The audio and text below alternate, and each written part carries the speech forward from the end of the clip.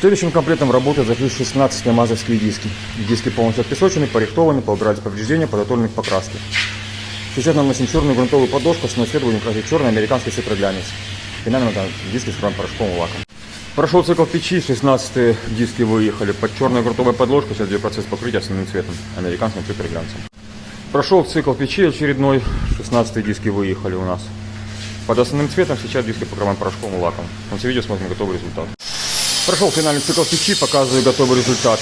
16 дисков по основном цвете черный, американский цифроглянец. Все получилось хорошо, подписываемся на наш канал.